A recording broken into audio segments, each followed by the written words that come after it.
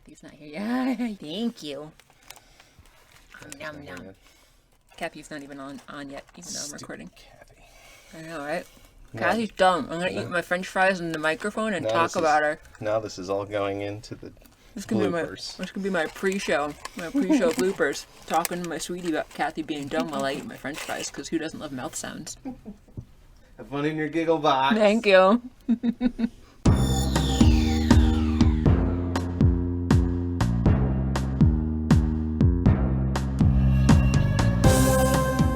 Welcome to Stargatezing, a Stargate gazing podcast. I'm your host, Kathy. And I'm your other host, Mary. And each week we discuss an episode of Stargate, beginning with Stargate SG-1.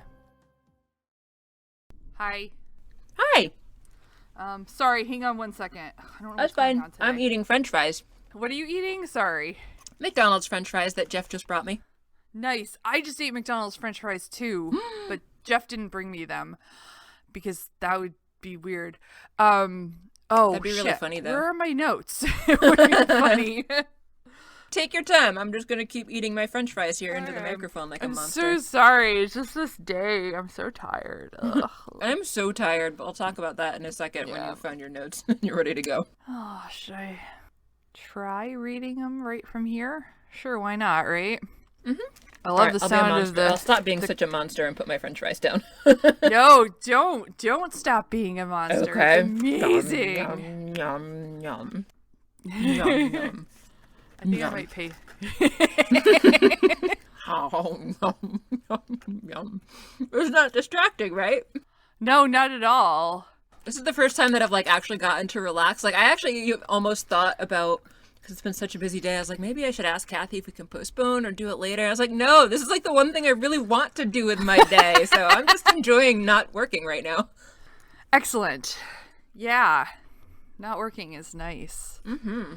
Okay, I have notes up. We'll see what happened. I mean, last time I pasted them in, it disappeared some of them. So hopefully that doesn't happen That's this weird. time. Well, I have comprehensive notes and I will send you anything if you're missing anything. Thank you. You're welcome. Anyway, how are you today? I'm okay. Just busy at work and that's about it. Yeah. My brain is tired because of Yay. work. Aw. Teaching a class that you haven't taught before is challenging. Not even because I don't know the material, although it can be challenging if you don't remember the material. Thankfully, my A&P2 class, I was going into it a little bit worried. I'm like, I hope I don't start prepping for this class and then realize I don't know any of this stuff nearly as well as I think I do. Thankfully, it's actually turning out the other way around, where I actually know this stuff going into this better than I actually realized that I already do. But it still takes a long time to prep for classes and prep for some of the different PowerPoint slides and stuff. I've been working with people who have diabetes for over a decade now, but in order to have a good accurate slide deck, I still had to do some background research to get a really succinct list of the tests and treatments and symptoms, because I know all that stuff off the top of my head, but to be as accurate as possible, I really needed to find a good source that I can now cite to my students, rather than just being yeah, I remember this is what it was like when I was talking to people about it several years ago, and if I'm forgetting anything important, then too bad. If you forgot it, it's probably not important. Fair point. Fair point. So yeah, my brain is tired. Just so many hormones, and not hormone. Well, I mean yes, there's hormones in my body, but I mean so many hormones that I've been talking to them about, and it's all so technical that my brain is tired. Yeah. Whew, that's my day. It was ya. mostly that and some grocery shopping and finishing this episode because I hadn't finished it until this morning. Yay. Oh, I have exciting news. You already know it. Oh, I'm still excited anyway. I'm sitting in your chair. Yay! That is exciting. I appreciate it. Isn't it comfy? It's much more comfy than the folding chair. Yeah. Like I said, it's still no haunted rocking chair, but it sure beats a folding chair. Right. Yay. I'm glad that we finally remembered to have you take that home. Me too. That's excellent. Exciting. Yeah. That's excellent news. What are you drinking today? Anything? I have Diet Coke from my McDonald's meal. I like your name, by the way, that Kathy totally has her act together. That's for sure how I'm feeling today. And I like your I'm 37, I'm not old. It's our 37th episode. Oh, nice. Okay. Yeah. I was like, oh, she changed her name finally. No, no. I didn't. That's just the name of the recording. You have a Diet Coke. I have a Diet Coke, and excellent. I have a Long Trail Hopper IPA Nice. for after that, if I so desire. Good choice. I do have a big glass of water because I've been regretting that the last couple times I've forgotten my glass of water, and then I also went out and got more UFO pumpkin because Oh, yes. on my top tier, my one of my top beers.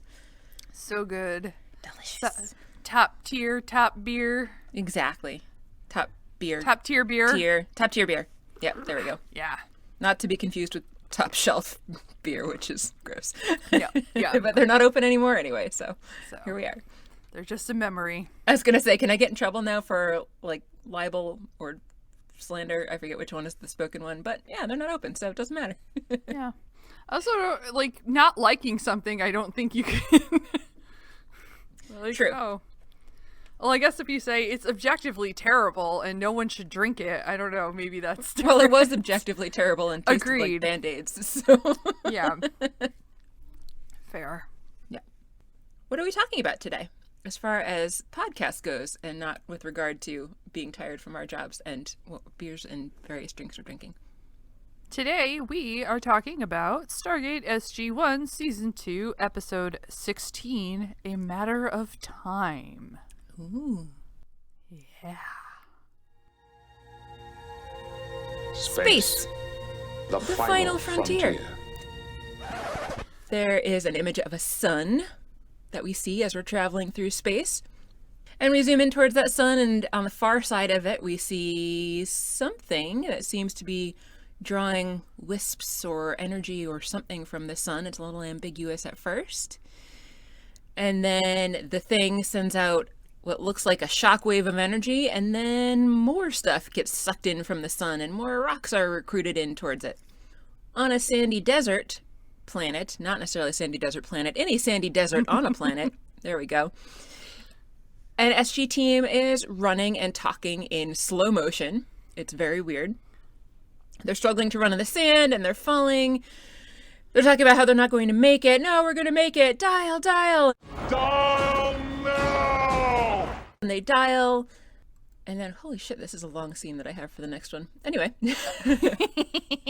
In the meeting room, suddenly, Jack and Sam are having, this was very funny to me. Jack and Sam are having a whispered conversation where Jack is asking her to explain to him yet again for like the millionth time, those wormholes we go through aren't always there, right? And Sam says, no, only between two open gates. I'm not going to make this a whole ASMR thing. So Jack says, what's with the worm part? And she explains that it's just a metaphor, like a worm burrowing through an apple to get from one side to the other without going all the way around on the outside. And she smiles and looks at Jack expectantly, and he's just like, okay. And she really should have just stopped there, but that's when she started to get all technical, and she's saying, well, except the diameter of the apple is really just a two-dimensional representation of space-time, and the hole isn't really a hole per se, but an interdimensional conduit. And she stops, and she's like, Colonel? And he's looking completely overwhelmed, and he's like, okay, I'll be all right. And then he just stands there looking confused while Sam smiles at him. Suddenly there's an alarm for an incoming traveler, and so they rush to the control room. The iris closes, and Jack asks who's out there right now. Crush Guy is there and tells him that 4, 6, and 10 are out there, and they talk about how Daniel is apparently on vacation, aka on a dig with SG6 on PX3808. Hence, he's not in this episode at all, except for the last scene. Yeah. Crush Guy can't identify the signal. He says it's a GDO transmission or something along those lines. The monitor shows a technical MacGuffin screen, and Sam asks if she can hear the signal, so he plays it out loud, and it's this really low-pitched sound, and she says that it sounds like it's intermittent RF pulses, low frequency. Hammond comes in and asks what's going on, and she tells him it's a repeating pattern of some sort. She tells Lieutenant Crush to run it again at a much faster pace, which is very specific terminology. So he chooses 200%. And that doesn't do anything, so Sam tells him to try 600%.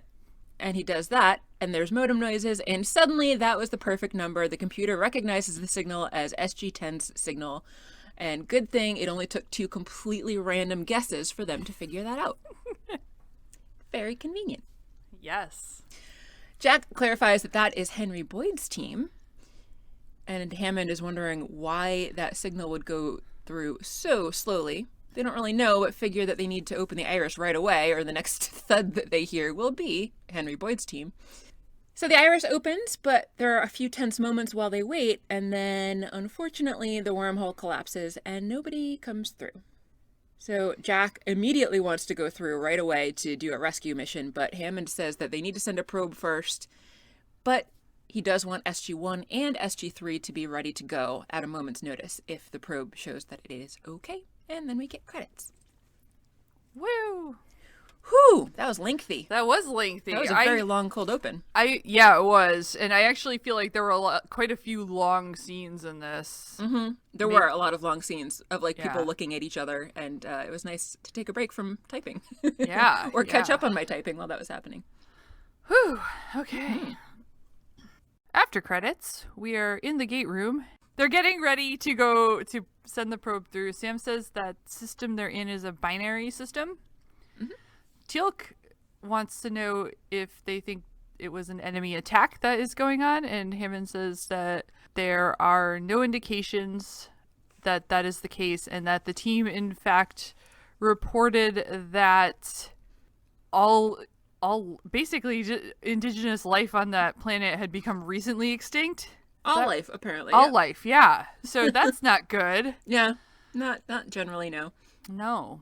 Jack is not happy that he's not just rushing through the gate right now.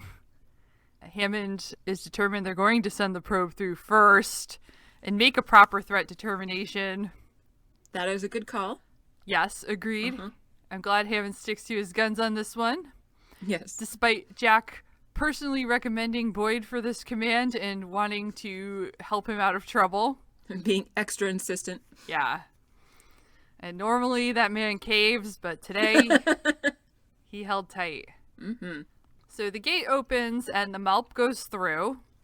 And at this point, I sort of noted, I feel like some of the announcements were the most specific they've ever been. Yeah. Like before, when the iris was closing, there was an announcement that the iris was closing. And then, I don't remember that happening before, but yeah, you're right. And then at this point, someone's counting down when the Malp will rematerialize, which I think before we've had moments where they're waiting for that, but I don't remember a specific countdown for that happening. No, I feel like that's something that I think that they did like in the movie and maybe like earlier on maybe, but they don't really tend to show the tracking of them watching somebody move across the universe or the galaxy rather, except for like that last episode with Jack because he was going so far, and then like the first episode, but it was weird. Yeah, I mean, certainly I think with like waiting for the Malp to rematerialize is just like them waiting around, which this episode is a lot of time issues, obviously. So that just kind of sort of adds to that like feeling, I guess. I don't know. Mm-hmm. Fair. Lots of waiting. Yeah. So the Malp arrives on the planet, but they aren't seeing much. They just see some red on the screen. Mm-hmm. The Malp is sending information even more slowly than the code was coming through before, I think. Mm-hmm. Yeah. I don't know why I say I think. I know that's what someone said. I think it was Crush Guy. Yep. Yeah. So they try to compensate for the image that Sam says they're receiving is red shifted towards the infrared end of the spectrum. So they work to try to make that clearer. And Crush Guy does get a clearer image out of that, and we see the SG Team 10 kind of frozen on the screen, and Teal'c says it looks like something might be pursuing them. Hammond asks that they play back the full transmission, but Crush Guy reports that they've only gotten 11 frames of video in the last 6 minutes. Whoop. Which, yeah. which Sam points out is like a fraction of a second. Uh-huh. Teal'c's like, maybe it's a malfunction. And Jack's like, team's in trouble, maybe under attack. We gotta go. Time to go through. Let's go. Let's go. Gotta go. That's not how he says it, but that's how I...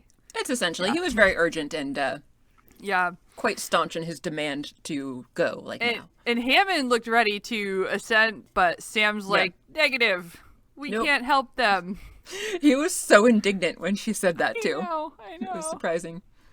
Sam has them tilt the camera up and they get a wider image on the screen of the background behind the team.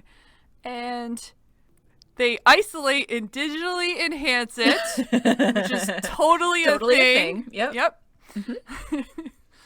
And they recognize that it is a black hole, and in fact, a new one. Which, if you really looked at it, it was very clearly a satellite image of a hurricane that they just, like, photoshopped in there. But no, a black hole. But no, it's a newly formed black hole. Yeah. Yep.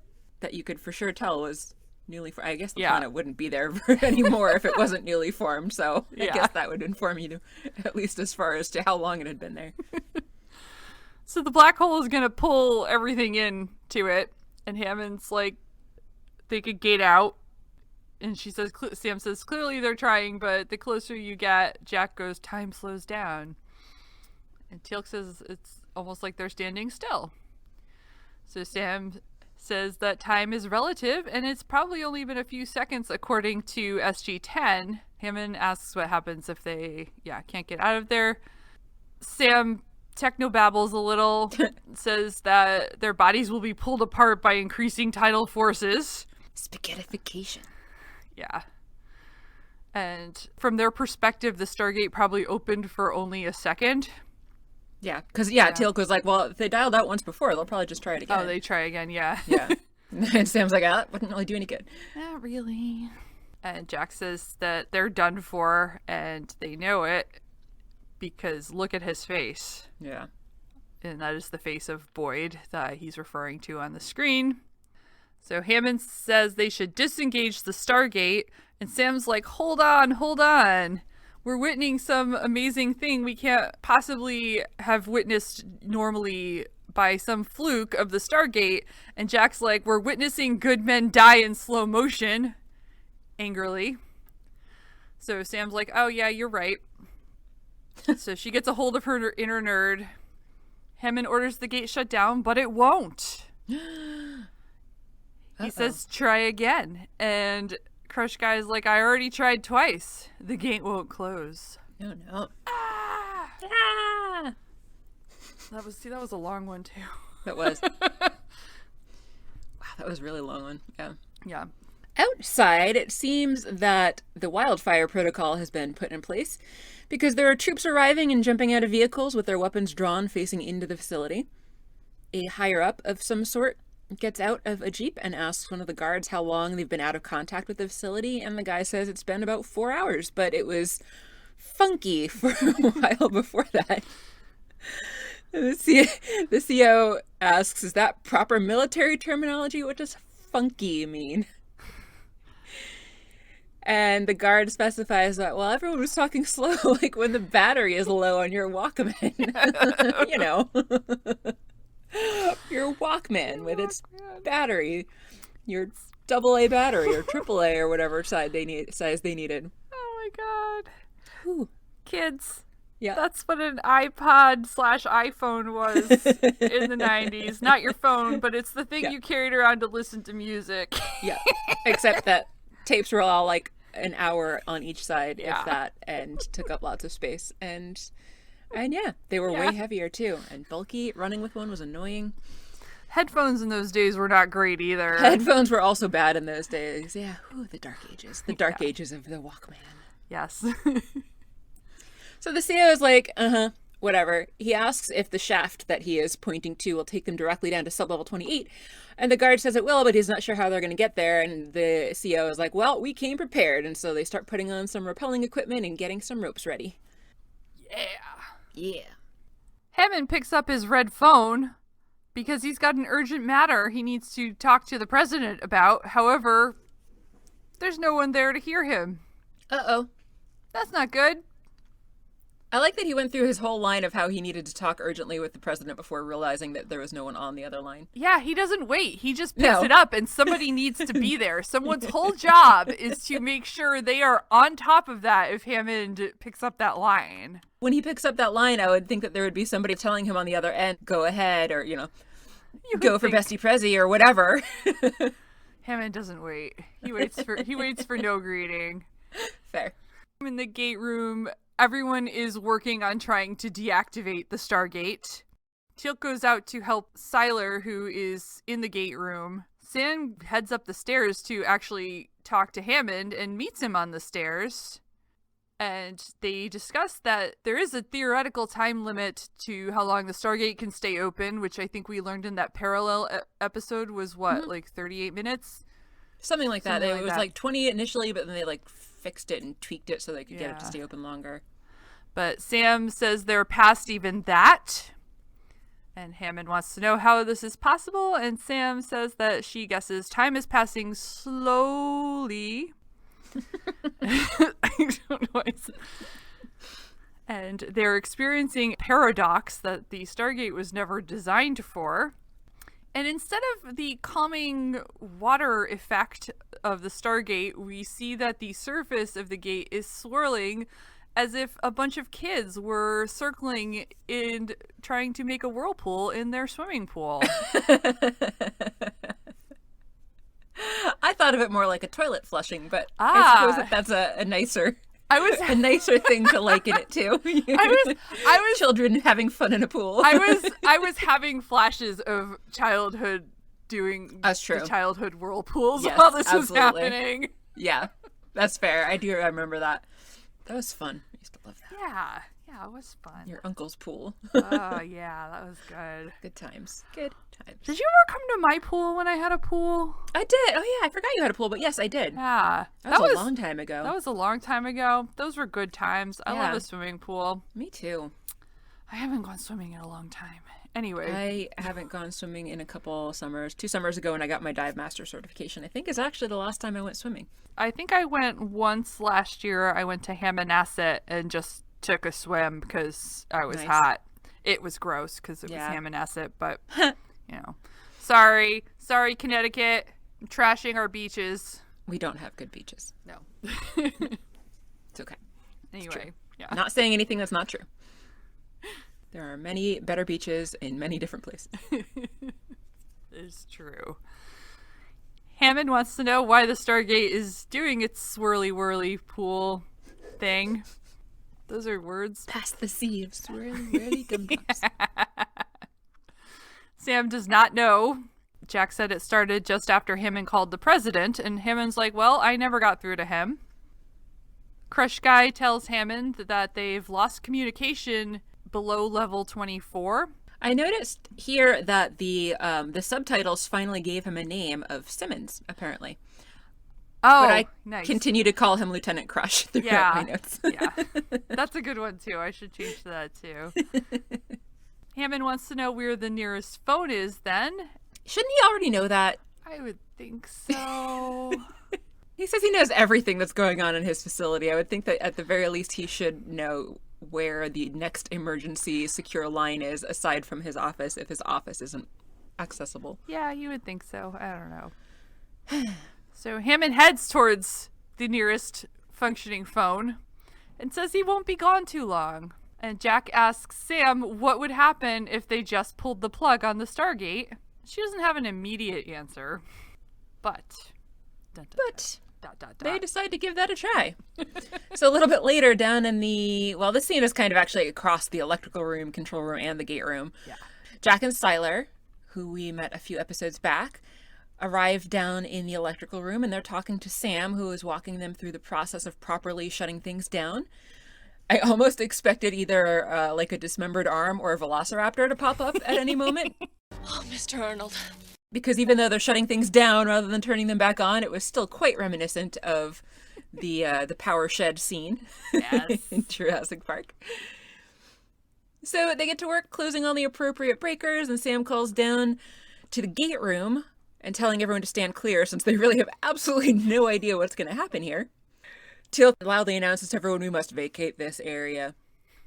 There's a very hard cut to the electrical room where Jack and the tech are backing away from smoking, sparking circuit breakers. Jack tells Sam that whatever they did didn't seem to have worked, so she says that they need to try to pull the main breaker.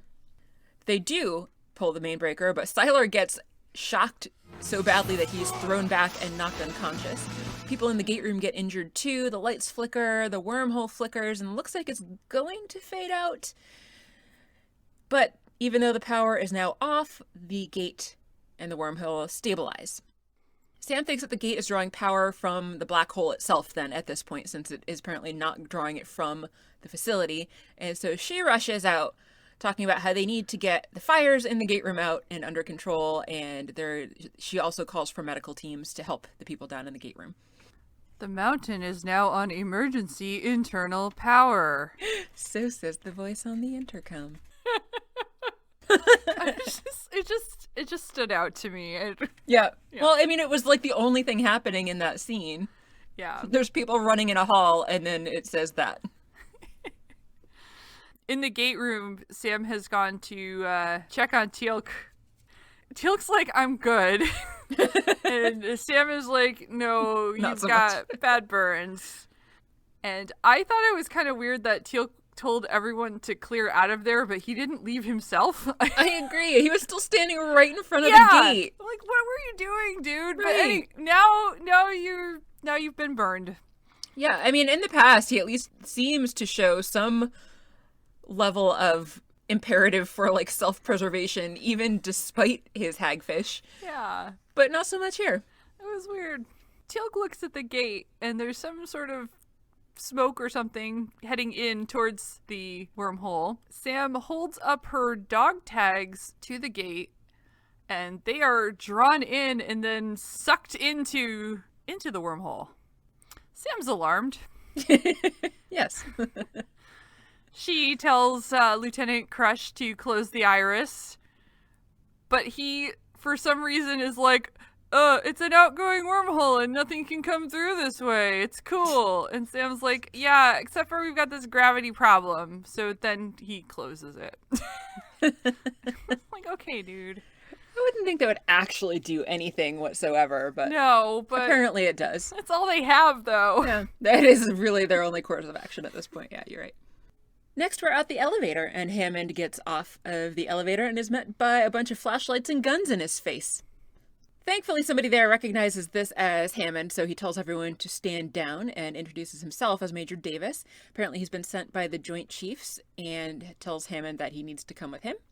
Hammond wants to know what the hell all of these randos are doing in his facility, but Major Davis says that they thought that there was an alien invasion of some sort going on, so a special forces team's already been sent down before them, and before anyone had figured out what was going on. So now let's go. I'm going to brief you on the way to your aircraft. Time is of the essence. Don't want to keep your bestie waiting. He wants to see you in person, apparently, because Hammond tries to argue, I'm not going anywhere till I talk to him. But nope, President sent for him personally.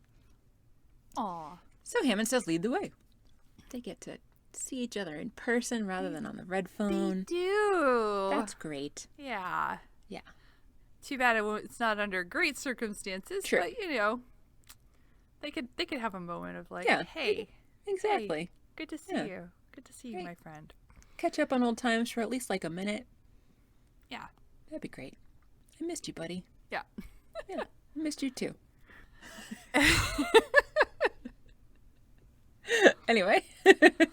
Next, Dr. Fraser is running through the halls of the SGC and right into the man in charge from the first group that came through, because they cut through a door just as she's arrives at it and they push her against Yes. the wall. I liked the expression on her face when she realized someone was cutting directly through the wall.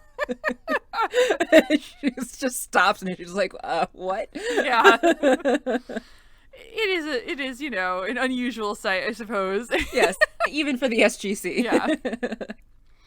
So they make her pull out her dog tags to prove her identity. And Frasier is like, what the fuck? And the man introduces himself. Did he? Yeah. As Cromwell at this point? Yeah. And that they are special ops, and 5 hours ago, contact was lost with the SGC, and they're there to find out why. And Frasier's like, well, I've gotten a medical emergency. And he says that they thought the SGC might be overrun by hostiles. And Frasier's like, you've been misinformed. And then he's like, well, you could be one of them. So they follow her down the hall. They do. They do. With their guns still drawn, even though she asked them to put them away. Yeah, well, she could be a hostile. They don't know. She could. Very hostile looking doctor. Yeah, yeah. Yeah. Out in some vehicle, Davis is telling Hammond that they were hoping someone from the mountain would come up and confirm their hypothesis. Good use of that word instead of using theory, I noticed. That the SGC is experiencing some sort of time dilation. I wanted to know how they figured that out, but we never get that information. Like, if they weren't able to communicate with anybody inside the mountain, how did they figure out it was time dilation and not an invasion? But who knows? Who knows? Who knows? Hammond's like, well, that explains the trouble with communication. And Davis says that according to relativity, the only two things that could cause that issue are velocities near the speed of light or extreme gravity. So Hammond tells them about the wormhole to a planet with a black hole on it that they established 10 minutes ago, at least by his perspective, although when this whole thing started, it was daytime and clear, and now it's nighttime and raining. Davis says that now you can't disengage the gate. That was our hypothesis. And he points out that they've apparently at this point had extra hours to think about it, and Hammond looks really shocked to learn that for everyone else, hours have passed in the 10 minutes that he mentioned. Davis says that they'll conference Hammond in with his bestie president on the aircraft on the way to see his bestie friend. All right. BFF. Yeah. BFP. BFP. Yeah. I have a question about this scene. Yes. Hammond is wearing his general's hat. Where did he get that from? Oh, I hadn't noticed. That's a good question. Davis had a hat on too, but I presume he probably brought that with him. But do they bring like spare hats in case people have to get into, or spare uniforms even if they need to be in more formal wear without notice? Right. I don't know. I wouldn't imagine he was carrying it in his pocket because then it would get all rumpled. So did they have an extra hat for him? Did he go back down to get his hat and then come back up? Seems like that would take hours. Yeah. But anyway, they were wearing hats, and I was like, "Where'd the hat come from, Nice. man?" I hadn't noticed. Now it's a Hammond hat watch instead of a Teal'c hat watch. Well, we've had a dry spell of Teal'c hats anyway. So, We have. I know. yeah. It's sad. I know there's more coming up eventually, but I don't know when. Yeah. Yeah. They're just delightful surprises when they happen. They are. Back at the base, we get an outside view. It has stopped raining and things are looking mostly peaceful. It's still nighttime though. Inside, in the infirmary, multiple wounded are being treated. Sam and Jack are with Teal'c, who seems to think that they're making a way bigger deal of his injuries than is necessary. He says that it's simple electrical burns and nothing more. Sam says that he'll still be down for a few days, even with his symbiote, and then all of a sudden there is a tremor, rather like an earthquake. Sam guesses that it's gravity waves, which, fun fact, we've only just recently, like within the last year or two, found evidence that gravity waves are a real thing. Ooh. Yeah. She thought the wormhole itself would be able to act as an insulator against the excess gravity from the black hole, but apparently their space-time and gravity are also warping. And Jack's like, would you stop that? Because he has no idea what she's talking about. So she translates that they're in trouble. And he says, thanks. I'll think of something. Jack runs into Dr. Frasier and her entourage in the hallway. Jack recognizes the men in charge as Cromwell, so they know one another. Frasier goes on in to deal with all the medical emergencies. And Jack says to Cromwell, it's been a while. And Cromwell's like, yeah, like 5 hours. We're all worried. Where's the general? They're reiterating things because of the loss of contact, that they thought they had been overrun with aliens. And Jack's like, and they sent you. So they head to the control room to all have a look at the gate. We have a little catch up again. So Jack's filling them in on what has happened. SG-10 was trying to come back. There's a black hole and there's a problem. For some reason, Lieutenant Crush is just standing down in front of the iris. Oh, you know what? Actually, he was taking some kind of readings, I think. He was taking readings, yeah. But I was like, man, he's real close to that. But anyway. Yes, he was. I'll have an issue with that in a second, but continue. Yeah. Sam comes in and she says she took the liberty of closing the iris, which I think they know because it's closed and they have eyes and can see.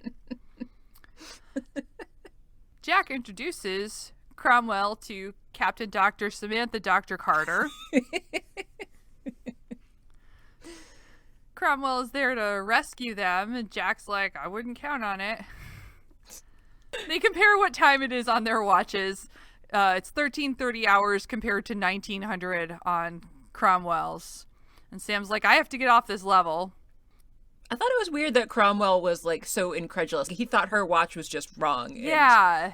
Even despite the fact that they've been talking about time dilation, wibbly wobbly, timey wimey stuff, he's like, well, you better adjust your watch. Your watch is off. Yeah, I think that he's probably not used to all of this, obviously. Fair. But yes, true. so he's like, well, what's the logical explanation here? Yeah. That Alien there's a world... invasion, though? Yeah. Is that more logical? No, I guess I was thinking, well, maybe. I mean... Like, they went in there assuming aliens. I don't know that this is any less weird or more weird. It might be less... At least there's a precedent for aliens, whereas there's not, like... They've never opened the Stargate and started to, like, experience time differently than we do elsewhere on Earth. I don't know. True. But I was mostly thinking about the watch, and, you know, if there's a time difference on your watch, usually you think somebody's watch is broken, not time is passing more slowly. But anyway, Lieutenant Crush calls out to Sam, but he has a very distorted, slowed voice. Captain Carter. Sam asks what he's got, and he says the field is expanding and that they're up to 7 Gs at the iris. So, Kathy. Yes, Mary. It is now time for a very long science tangent, if you're Yes! We might, this long science tangents might need their own theme music, but... Yeah, I think you're right. I don't know, but yeah, they will. Just because this was a really long one. Okay, so G's are technically a measure of acceleration rather than force. So according to Wikipedia, that I was using as a source, and yes, Wikipedia is a decent source, even though I tell my students never cite it. Use it for a source of citations. Anyway, that's another tangent. Force, if anybody remembers back from basic physics, is mass times acceleration. So G-forces are a measure of acceleration. And misuse of the term aside, though, I was curious how many G-forces people can actually withstand, because him saying that we're at 7 Gs sounded pretty high to me, but I wasn't really sure, so I decided to go and look this up, and that's when I fell down like this big rabbit hole. So, apparently, due to the shape of our squishy, inefficient bodies, we actually can withstand different G-forces depending on which direction we're moving in, whether we're moving vertically or horizontally. So, typically, vertical, a person would be able to withstand 5 Gs before passing out. And this is vertical, like going up, head up. And a pilot would be able to withstand about 9 Gs with proper training. So 7 is kind of in the middle of that range. Downward, with blood being forced towards the head, would be actually -2 to -3 Gs. We would not tolerate that very well at all, because like our brains would essentially explode from all the blood being forced into our brains. So 2 to 3 Gs in the opposite direction. Okay, so far so good? Yeah, sorry, I just had a moment of what's the word? Spaceballs, when Dark Helmet is like, my brains are going into my feet. Anyway. Nice. Go on. Horizontally, then if you are traveling from your perspective, you're like standing up and traveling forward, or if you're, like you see the astronauts taking off and they're laying down as they're being propelled up into the air. That would be horizontal forward, also known as eyeballs. And that is actually how we have the most tolerance, because it doesn't cause as much severe compression on the spine, and it doesn't cause as much severe pooling of blood in the brain. So at that, we can maintain about 20 Gs for 10 seconds while still being conscious and able to perform simple tasks. Horizontally backwards, which is also referred to as eyeballs out, is tougher because our eyeballs are not meant to be handling forces like that. The blood vessels in our retinas have issues with that. And so we're not able to handle that quite as well, but we can still go in either direction, forward or backward, for about 10 minutes at 6 Gs, even though we can't handle the same maximum going eyeballs out direction. So, long story short, Simmons, Lieutenant Crush, facing towards the gate, would have had some crazy unhappy eyes if he was facing towards the gate at 7 Gs when really our maximum tolerance is about 6 Gs for 10 minutes. At 7 Gs for however long he was standing there, he probably shouldn't be able to see anything at this point. Okay. And either way, he would have been plastered to the iris from the gravitational forces. Literal Lieutenant Crush. Yes.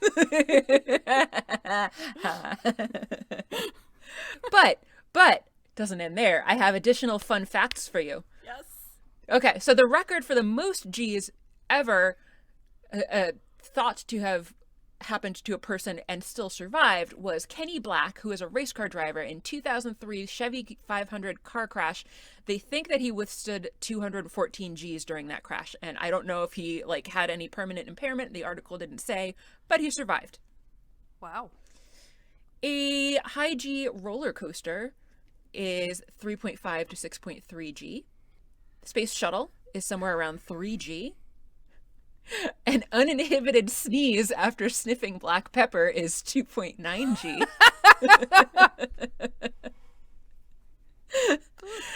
A hearty greeting slap on the upper back is 4.1 G. And last but not least, my favorite, the mantis shrimp has an acceleration of claw during a predatory strike that has been measured at 10,400 G, and that is actually so fast that it creates a teeny tiny sonic boom. So yeah, the velocity that it reaches. Yeah. That has been Fun Science with Mary. Thank you.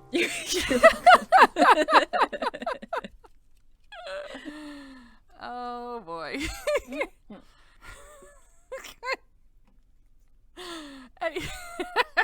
Okay, I'm done. Sorry. You may continue with the scene if you Well, want. it's gonna be good after that, where you're like, here are these specific science things, where I literally write next. Sam says to Jack and Cromwell that something about the gravitational somethings and a lensing effect, but she can't be sure, and I don't know because she says science things, and they look at her, and so do I. Oh, I don't know. This is physics. Yeah. This gets beyond me. I understand the G-forces because, that impacts physiology. Fair.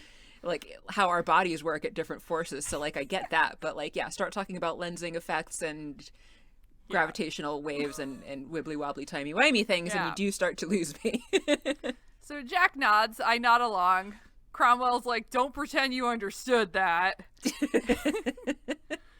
Sam clarifies that time is passing more slowly here than outside, which I think we hopefully have established now. But Cromwell's like, time is time.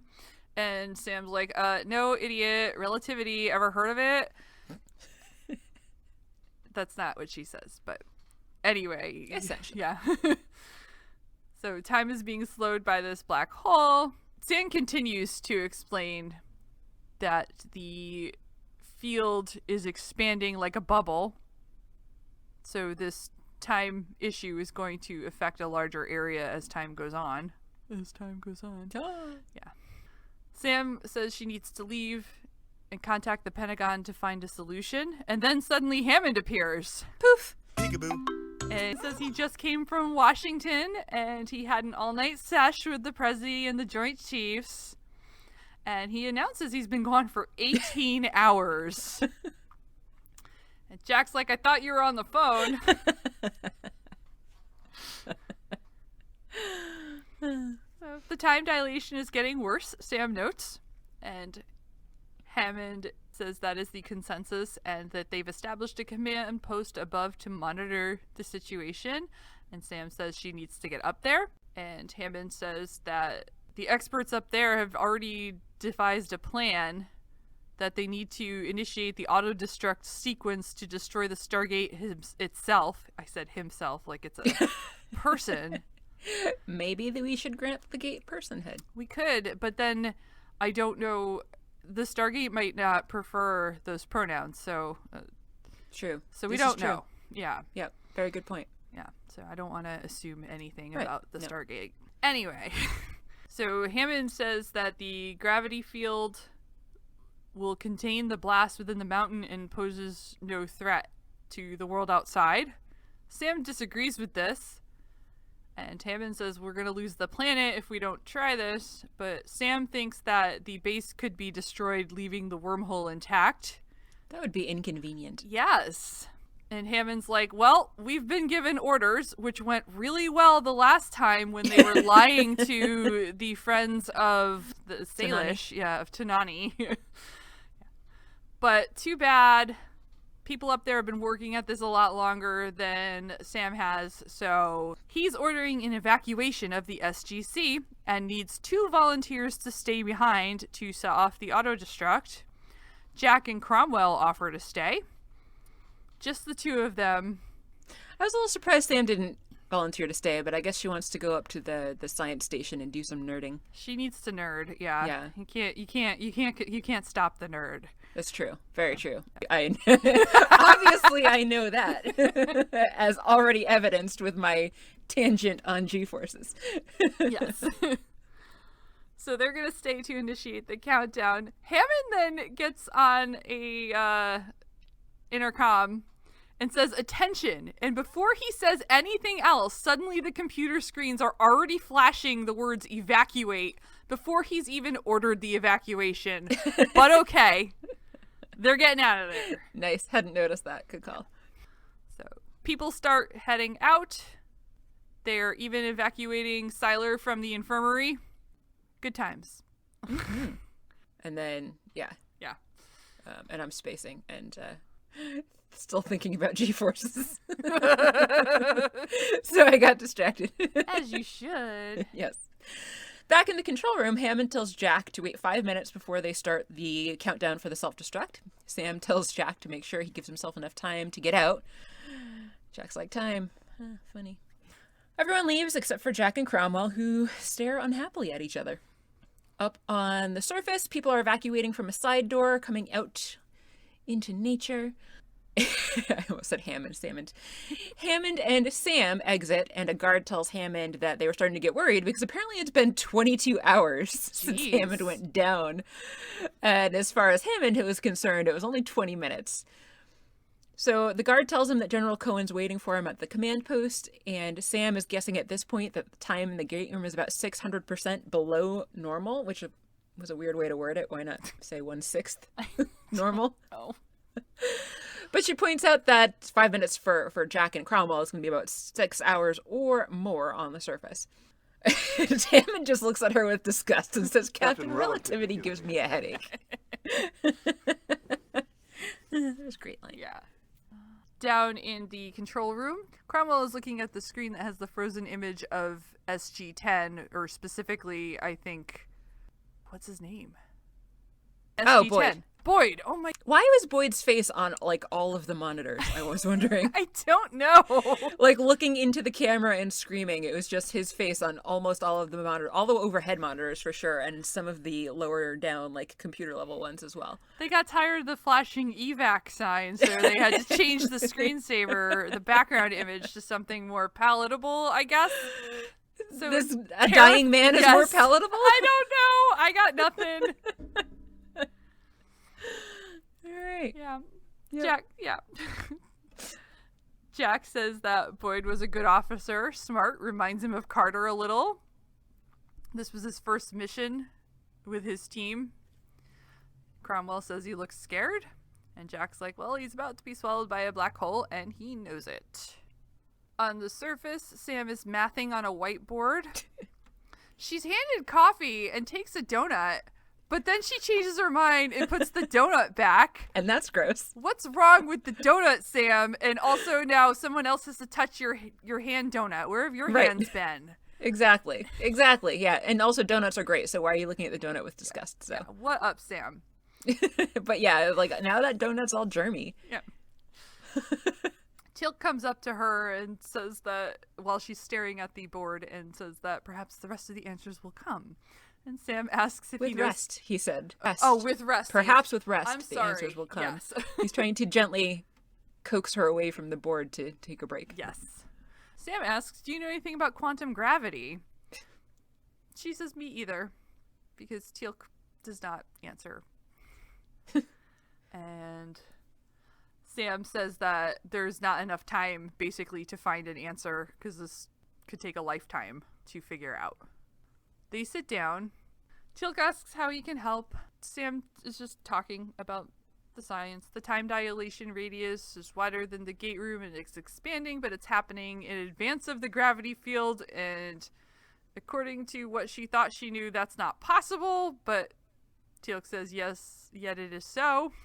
And Sam says they'd all be pulled apart by now, and that the team up above who has made the decision about blowing up the gate has made assumptions with no regard for the observations they've made. And they don't know what's going on, so they're going to blow it up, and there's nothing they can do about it. So she's pretty frustrated. Quite. Down in the gate room, Jack and Cromwell are getting ready to set the self-destruct. They enter their codes to initiate it, and they're just waiting for the time to come to pull the trigger or push the button or whatever it is they need to do. Cromwell says, maybe now you know how it feels. And Jack just kind of lets that go and asks if he's done. Cromwell says he is. Jack hits the enter key and then says on his mark they're going to run like hell. And that is apparently going to be 2 minutes from now. Back up on the surface, Sam is looking at a monitor and tells Hammond that the gravity field now extends to the blast doors, and that's bad. Hammond asks her if she still thinks that the plan won't work, and she reiterates that, yeah, it's not going to work. She thinks the gravity field is going to dampen the explosion and leave the wormhole and the gate intact so that everything will continue to get sucked in. First the mountain, then 6 months later, all of Colorado, and then 6 months after that, she cuts herself off and says, well, at least Daniel will live on out there somewhere. Hammond says, well, if you're wrong for once, and I hope you are, we can eventually restart the program with the second gate. And then Sam is all of a sudden struck by inspiration, and she says, that's it. We do use a bomb, but instead of blowing up the mountain, they need to focus the energy of the blast directly into the gate. They remind everybody yet again about how when the second gate was discovered, an energy surge caused the wormhole to jump from one gate to another. So she thinks if they channel enough energy into the gate from this side, that it would make the wormhole on the far end jump to a different world altogether that doesn't have a wormhole at it, or that doesn't have a black hole at it. And after that, they should just be able to shut the gate down. So she is suddenly frantic to go down and stop them from pulling the self-destruct. When she's making this explanation, she does use a donut. She does as use an a donut. example. Yeah, so she does. Maybe those donuts aren't for eating. They are just for demonstrating concepts to people. They're just for illustrative purposes. Yeah. So maybe she can pick one up and put one down because nobody's eating the donuts. Apparently, yeah. They're meant to represent the gate and the gate alone, and that's it. Yes. Mm-hmm. Always carrying around a box of donuts. Yep. Yes. For that reason. That's why I carry donuts around all the time. Yes. Never know when you might need to emulate a Stargate. I would probably eat the donut. I don't like to use it as a visual aid. I just want to eat food. That's... Because donuts and food are delicious. Yeah. Down in the control room, they've still got a minute to go until they press their button, pull the trigger, yada yada. Cromwell says maybe the last one, meaning the minute, I think. Yeah, but why wouldn't they get out? So I don't know why he was... I don't know. Then he addresses Jack. We used to be friends. And Jack's like, yep. And Jack apparently got left behind on a mission because Cromwell thought he was dead. And Cromwell wanted to go back for him, he says, but, you know, things happen. Can't always go back for people. Jack's like, let's just do this and get out of here. And Cromwell continues his defense of his decision that he made a judgment call to save the rest of the team. And Jack's like, I saw you leave, and then he was apparently a POW for 4 months in an Iraqi prison. So Yeah. that's not great. Nope. So we finally get that backstory on Jack because we Yeah. talked about that when they were on the prison planet. And Daniel's like mocking him, have you been in prison before? And Jack's like, yeah. Yeah, Jack's still mad about it. Cromwell's Yep. like, I thought you were dead. Jack's like, you thought wrong. What do you want, forgiveness? And Cromwell says, yes. And Jack's like, too bad. Nobody gets left behind. And Cromwell turns around and points to Boyd and is like, what about him? And Jack's like, that's different. And Cromwell says, nah, same thing. So they've got some issues. They do. Then there's some rumbling, and the glass in front of the control room shatters and gets sucked into the gate. Or towards the gate, because I think the iris is still up at this Yeah, the point. iris is still closed. So Sam appears then and is like, no auto-destruct. And apparently Siler, who was unconscious, is now well enough to also be walking around and is with her. Who knows how long he was up there recovering. That's a fair point, too. Sam has another idea for what they need to do. She does. So later on, Siler's playing with some rope. And apparently they dressed Jack and Cromwell in some G-suits to help them withstand the extra forces that they will be exposed to in the gate room. They're going to send them down with a bomb. And by down, I mean across, but gravity is pulling them as though it is pulling them down, even though they are moving horizontally towards the gate. Sam says she is currently having that bomb modified and that it's then going to be flown from Travis. And Cromwell's like, well, how long is that going to take? And she's like, well, hopefully 5 more minutes. And then she and Jack simultaneously add in, relatively speaking. Siler lets them know everything is ready to go, but they're still waiting for the bomb. And suddenly Teal'c comes down carrying that bomb. And Jack says to Teal'c, well, you got better quick. And Teal'c reminds him, it's been several days for me. Sam says that everyone that doesn't actually need to be there needs to leave now. And Teal'c asks why the bomb can't just be set by remote, but Sam says that they need to put it at the exact right distance and the exact right angle before setting the timer to account for the time dilation variance in order to make this plan work. Cromwell starts to say she is, and then Jack cuts him off and says, way smarter than we are, I know. And then they're on magic ropes Yep. that are sideways, but really heading down into the gate through gravity.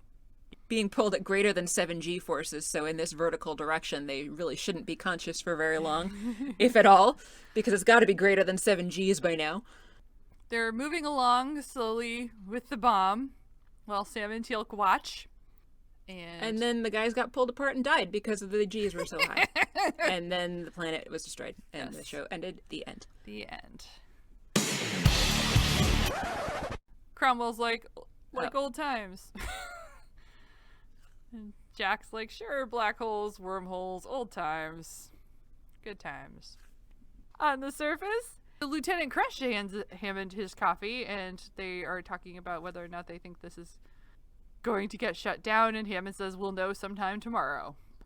Back down in the gate room, we get a cool kind of Phryxian top-down view of the guys rappelling towards the gate, and the event horizon is now shaped like a full-on whirlpool funnel, not just a little swirl like it was before.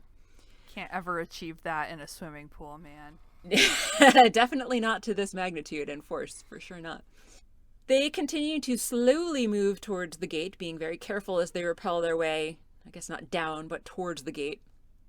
Cromwell says he feels like he's put on a few 100 pounds, and Jack's like, well, I wasn't going to say anything. Up in the control room, Sam and Teal'c can't really do anything more than watch. Teal'c says that Jack and Cromwell appear to be moving very slowly, but she reminds him that that's just from their perspective. Siler, who's there on belay, holding with the ropes and letting it out so the guys can lower it down, points out to Sam that suddenly the rolly chairs are getting pulled towards the gate. And then the remaining windows that were still intact also shatter. Sam tries to yell down to them, but her voice is very distorted and warped so that they can barely hear her. They can't make out what she says at all. And as the glass shatters past them, because it's falling faster than they're being lowered, Somehow Jack isn't at all harmed by this shower of broken glass. But Cromwell's pretty cut up. We see his arm is pretty bloody after that. We also get a quick glimpse of a piece of glass ominously wedging itself between the rope and a metal buckle of some sort. At this point, Jax decides they're close enough, and Cromwell tells Cromwell to set the timer for 20 seconds. Cromwell tries to argue that he doesn't think that's going to be enough time, but Jack just tells him to do it. So Cromwell starts to climb up the rope a little bit towards the top of the bomb, and we then get a cool image of the iris collapsing in on itself and getting sucked into the wormhole. Jack is suddenly yanked a bit closer to the wormhole when this happens, but Sylar is doing a good job of his belay work, so Jack doesn't fall too far. Cromwell flips over head down, and then immediately his brain explodes and he dies, and then the episode's over, the end. That is what happened. True facts. But what I wish had happened instead is that he hadn't died. Jack continues to argue with him to go up to the bomb, while Cromwell is arguing back that Jack needs to climb farther away from the gate first. We see the piece of rope with the glass sitting on it all of a sudden snap, even though it didn't actually look like the glass was cutting into it. It was just kind of sitting on top of it. But in either case, the rope broke, and Cromwell suddenly falls towards the gate. He doesn't fall through the gate because he had been holding on to Jack, trying to pull him back up. But now Jack is struggling to pull himself and Cromwell back up so that they can get away from the gate and also set the bomb. Cromwell gets this determined look on his face at this point and looks up at Jack for a few moments while Jack is distracted and trying to pull them back up. And then Cromwell lets go. Yes. Indeed. He is pulled into the gate, into the black hole. Jack tries to catch him, but unfortunately cannot. Sam and Teal'c can only look on at this point, still not really able to do anything. But now that Jack isn't being weighed down by an extra person, he is able to climb back up towards the bomb, set the timer, some tense moments pass, and the countdown on the bomb continues as we get shots between Jack and Teal'c pulling on the rope, trying to get him back up. And Sam and Sylar are also pulling on the rope from behind Teal'c, and lots of transitions all around. The bomb explodes. There's the juice. And Jack is engulfed in a bright white light. And he died, and he died the end. The end, yeah. Yep. There were some nice views of Teal'c's strong arms in that. That was There were. I was like, wow, man, Christopher Judge. Yeah. Well done. Yep. Look at those arms. Yeah. I wish I had those arms. Great arms. Yeah. It turns out Jack didn't die, and he wakes up in the infirmary with the rest of the team, including Daniel. Yeah. I liked the transition here because it was the bright flash from the explosion, and then they transitioned to a light in the infirmary shining into the camera as Fraser pulls the light away from the camera. Yeah, that was good. I thought that was cool. Yeah. And Daniel's like, hey, did I miss anything? Like a giant ass. People died, Daniel. And Jack's like, made it. And Hammond says, we all made it thanks to you. And not really, because not everyone made it, but okay. Right. Cromwell died, guys. Right. Also Boyd and his whole team. Yes, and the whole team, yes. Jack asks how he managed to survive, and Sam says that Teal'c pulled him out far enough before the bomb went off. Okay. Strong giant arms. Yeah. Jack thanks Teal'c. Teal'c says, you're welcome. Sam says that the blast went where it was supposed to, and the wormhole jumped to P2A870, wherever that is. Who knows? And then they shut it down after that. And Jack says to Sam, good thinking. Sam says, thank you. Hammond says they are in the midst of installing a new iris that is strengthened with Precious trinium. So everyone was friends, so I guess we got some trinium anyway from... But they were supposed to shut down the gate, or they said they were going to shut down the gate. I don't know. Maybe they So- got the trinium before. Maybe it's from pre... I don't know. Anyway, they got some trinium somewhere. I was wondering that somehow, too, how they got this. Yeah. So he says they'll be back in business in no time. Mr. Hammond, I think we're back in business.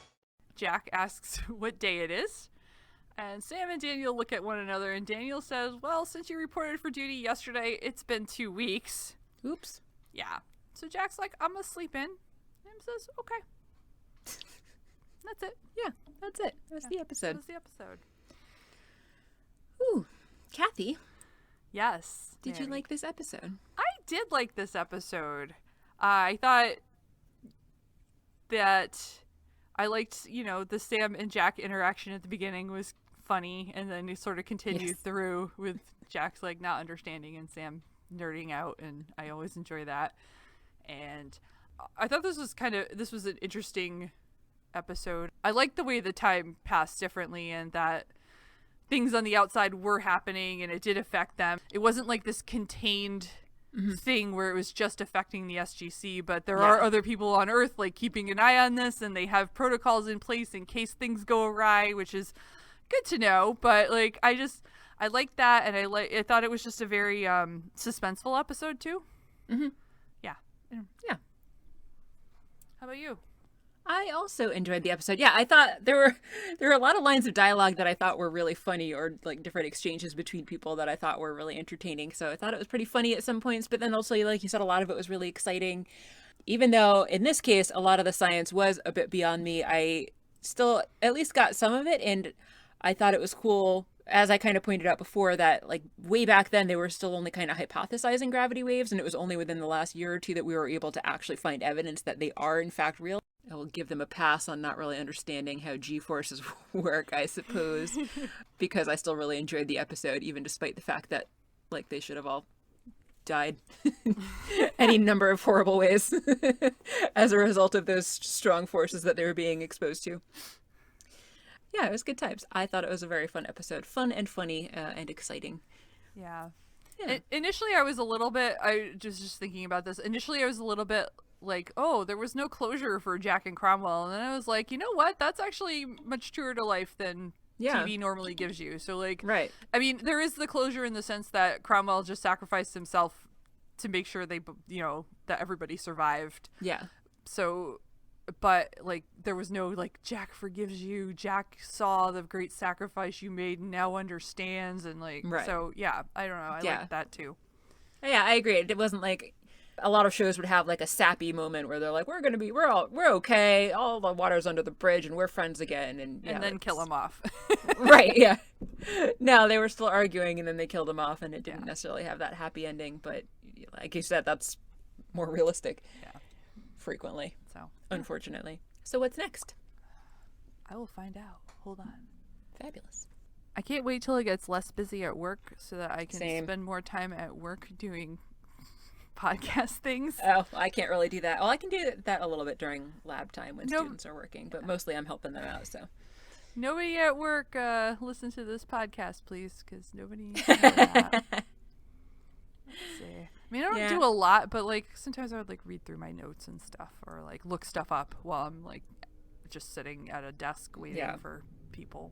My schedule will ease up a little bit as we get farther into the semester, because like learning how to teach a new course, like not like even like figuring out the top subject material and like PowerPoints and all that aside, like I have to teach this particular course the way that the that the course coordinator wants me to teach it. So I don't have like full say over like what's due when, and like so just trying to like figure out her style of everything and what assignments she wants me to do is challenging, but like it'll all become routine eventually. Yeah. So next we have Stargate SG-1. Oh, Season, still that one? Yeah, still that one. Oh. It didn't end like we thought it did. Oh, Yeah. I thought it ended like 3 times at least today. I know. Or at least it was kind of like Clue, that the movie that has like 3 or 4 different endings. I love that movie. It's such a great movie. It is.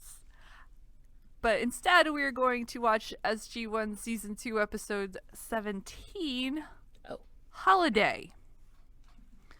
From the Netflix, when the SG1 team stumbles upon the chamber of former gold enemy Machello, they fall victim to his powerful body-swapping invention.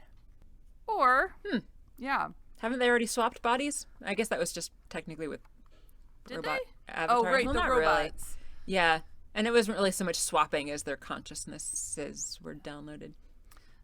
The booklet says Jackson's body is swapped with that of an old gold enemy named Michello.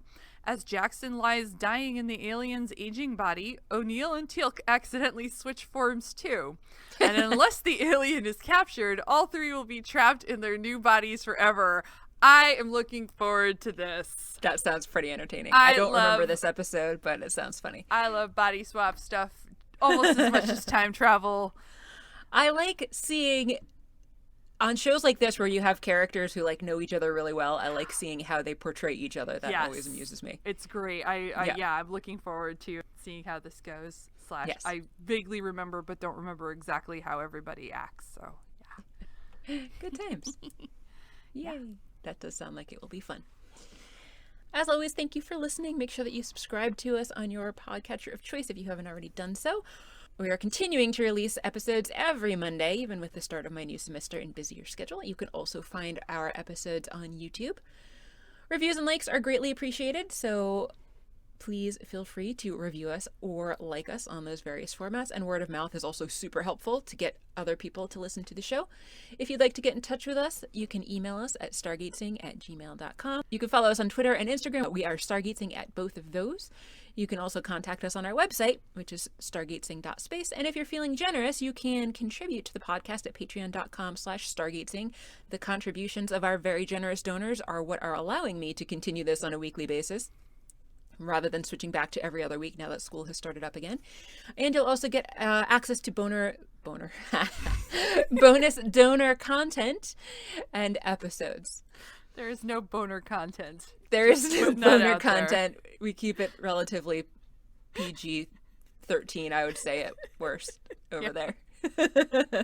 Maybe R if you're talking about bonus episodes where we're swearing. I'm Mary. I'm Kathy. And you've been listening to Stargatezing, the end. The end.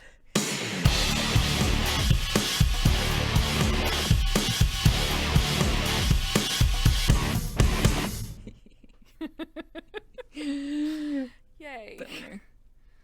Boner content.